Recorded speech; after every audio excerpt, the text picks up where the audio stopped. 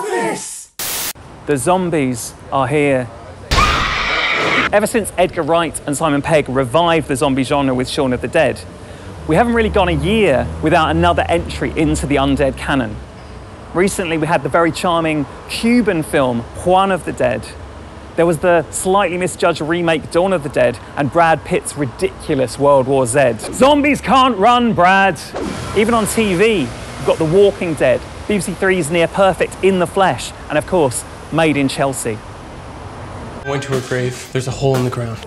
I've just been to see Life After Beth, a zombie rom-com in which one man attempts to maintain his relationship with his dead girlfriend even after she's risen from the grave. Beth is played by Aubrey Plaza, better known as April Ludgate in Parks and Recreation, and everything else that she's done. What's going on? I wrote this for you. This sucks. Aubrey's love interest is played by Dane DeHaan, better known as...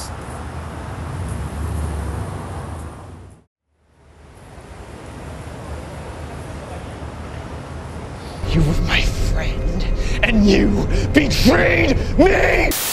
This is going to be the first time many of you will perhaps have seen the iPhone 6 being unboxed.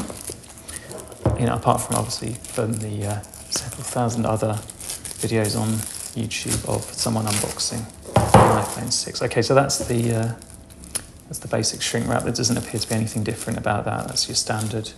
Just your standard shrink wrap. Now, what Life After Beth does is it ignores certain rules that George Romero set up about the zombie genre, but it does it very cleverly. See, these zombies start off looking exactly like you and I, and they are completely unaware they've ever been dead. So apart from some memory loss and a fondness for mud, Beth appears perfectly normal, at first.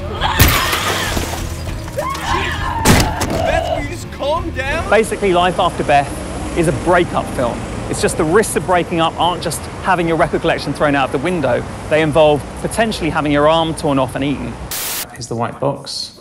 I think most of the iPhones have come in a similar white box. To my mind, it seems slightly bigger than them. So just shaking it free.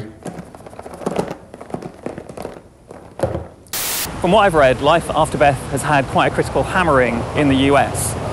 I don't think that should be taken as an indication that this is a bad film. It's far more of an indie comedy, the kind of humour that isn't really laugh out loud funny. I did laugh out loud several times. Oh, that's quite nicely folded. Almost seems a shame to break that up. It reminds me of plasticine when you first get it.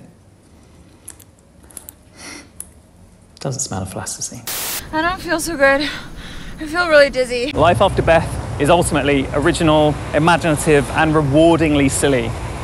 And it does prove there is still life in the zombie genre.